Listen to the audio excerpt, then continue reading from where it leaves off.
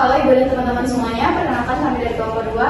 Kali ini kami akan mempresentasikan hasil kerja kelompok kami mengenai analisis manajemen lintas budaya pada perusahaan multinasional dan implikasinya terhadap strategi bisnis. Sebelum memulai, izinkan saya perkenalkan diri. Saya Freddy sebagai moderator dan rekan saya Firman. Saya Francis Dewanto. Saya Rahmat Subyandra. Materi pertama yang akan disampaikan oleh Kani. Pada Kani, dipersilakan. A few moments later. Baik, terima kasih kepada moderator yang telah memberikan saya kesempatan untuk menjelaskan latar belakang dan sejarah perusahaan Donat Jeko. Pertama, kita akan masuk ke latar belakang. Kita tahu perkembangan teknologi yang sangat pesat saat ini hingga membuat globalisasi secara mendasar itu membuat perusahaan-perusahaan menjadi lebih tinggi untuk tingkat persaingannya. Perusahaan berkompetensi untuk memberikan informasi-informasi tentang produknya, brand, dan usahanya. Tantangan umumnya adalah ketika perusahaan-perusahaan tersebut tidak mampu beradaptasi dan menyesuaikan produk yang dia miliki terhadap kebudayaan-kebudayaan yang begitu banyak di setiap negara-negara yang dia temukan dan dia jelajahi. Nah, bagaimana perusahaan tersebut beroperasi dan beradaptasi? Maka kami akan membahas tentang perusahaan Unilever dan Donat Jeko secara mendalam. Nah, yang pertama saya akan membahas terlebih dahulu adalah sejarah berdirinya Jeko Donat. Nah, Jeko Donat dan Cafe ini didirikan oleh Sutyono pada tanggal 26 Juni 2005.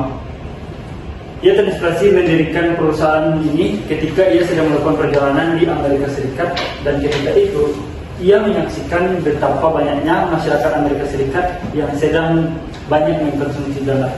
Nah, dari situlah ia lahirlah keinginan dia untuk mendirikan sebuah perusahaan donat yang akan beroperasi di Amerika Serikat dan tentunya di luar negeri.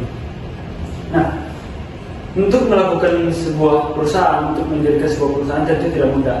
Seorang Sutyono melakukan step-stepnya untuk mendirikan perusahaan tersebut dengan cara mengikuti kursus untuk mempelajari sistem perusahaan yang ada di luar negeri, khususnya di Amerika. Kemudian dia juga melakukan riset dan pengembangan tentang donat selama 3 tahun di Amerika Serikat. Nah, jadi itulah awal berdirinya Jeko Donat dan Cafe yang saat ini kita kenal dan sangat dikenali oleh banyak orang. Itu saja dari saya kembalikan kepada moderator. Meanwhile. Baik, terima kasih Kani atas penyampaian materinya. Materi selanjutnya akan disampaikan oleh rekan saya, Vio. Kepada Vio, dipersilakan.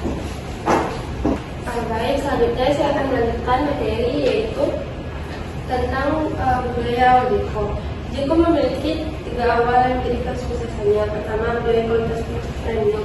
Jeko tidak mentolerir kualitas rendah lebih dari 50%. Bahan-bakunya diimpor dari luar negeri, seperti coklat dari Belgia, susu dari Selandia Baru, kopi dari Costa Rica, blueberry dari Chili, dan mesinnya dari Jepang atau Jerman. Kedua, ada budaya transparansi atau open kitchen. Terinspirasi dari restoran Jepang, Jeko membuka dapurnya agar terlihat langsung oleh pelanggan dan konsumen. Budaya ini mencerminkan dari kejujuran, kepercayaan, dan akuntabilitas. Selanjutnya, budaya gaya hidup atau lifestyle. Jeko tidak menjual donat sebagai makanan murah. Mereka menciptakan budaya nongkrong, desain interior modern, musik enak, dan kopi berkualitas. Targetnya adalah kelas menengah atas, bukan kelas menengah bawah. Selanjutnya ada faktor yang mempengaruhi budaya awal Jeko. Yang pertama, latar belakang pendiri. Johnny Adrian sudah terbiasa dengan bisnis premium dari seorang adiknya, sehingga mentalitas premium ke donat Jeko langsung. Yang kedua, ada kompetisi persaingan. Dunkin Donuts sudah kuat sehingga Jeko harus berada lebih unggul dari donat-donat yang sudah berdiri di Indonesia sebelumnya. Yang ketiga, data sigaret pertama di supermarket Karawaci, kawasan elit ini langsung mempromosikan Jeko sebagai produk eksklusif. Baik, selanjutnya ada tren global. Pada tahun 2000-an, Budaya kopi sedang naik daun Starbucks masuk 2002 dan Jeko mengadopsi tren ini dengan menyediakan kopi berkualitas. Nah, pada tahun ini lebih unggulan Starbucks daripada Jeko karena di Starbucks menu-menu lebih bervariasi daripada di kopi Jeko. Sekian, terima kasih. Silakan Kodira. Terima kasih Vio atas penyampaian materinya. Untuk selanjutnya akan disampaikan oleh rekan saya Rozak. Kepada Rozak dipersilakan. Selanjutnya saya akan membahas tentang sejarah berdirinya Unilever di Indonesia. Kalau membahas sejarah Unilever di Indonesia, sebenarnya perusahaan ini sudah masuk sejak tahun 1933, bahkan sebelum Indonesia merdeka. Awalnya melalui Lever & Co, perusahaan sabun asal Inggris yang mendirikan pabrik di Angke, Jakarta Utara. Produk utama saat itu adalah sabun Sunlight dengan logo cap tangan. Yang menarik pada masa itu, masyarakat Indonesia belum menganggap sabun sebagai kebutuhan penting. Banyak orang mandi hanya menggunakan air tanpa sabun. Jadi tantangan terbesar Unilever waktu itu bukan sekedar menjual produk, tetapi bagaimana mengubah pola pikir masyarakat tentang pentingnya kebersihan.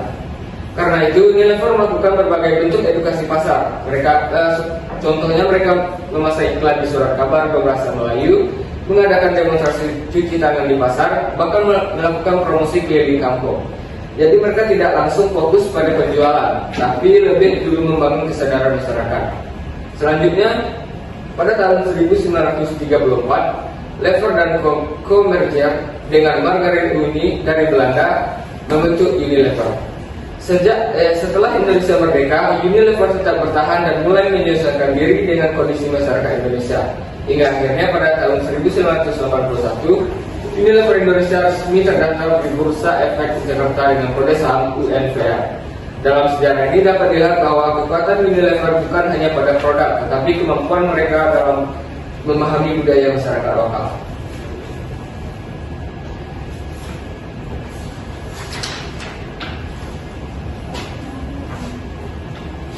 Selanjutnya yaitu budaya awal perusahaan Unilever Indonesia.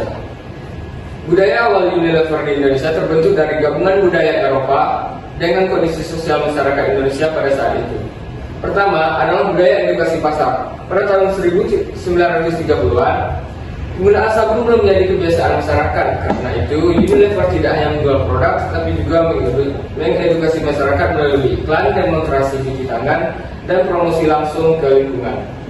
Ini menunjukkan bahwa perusahaan besar kadang harus membangun kebutuhan pasar terlebih dahulu sebelum produknya benar-benar diterima. Yang kedua adalah budaya efisiensi dan produksi massal.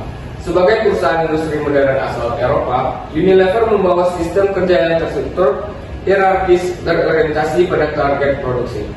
Budaya kerja seperti ini membuat operasional perusahaan menjadi lebih rapi, terorganisir dibanding dengan perusahaan pada masa itu. Kemudian yang ketiga adalah budaya adaptasi lokal atau globalisasi. Walaupun merupakan perusahaan asing, Unilever sadar bahwa mereka tidak bisa langsung menerapkan budaya luar begitu saja.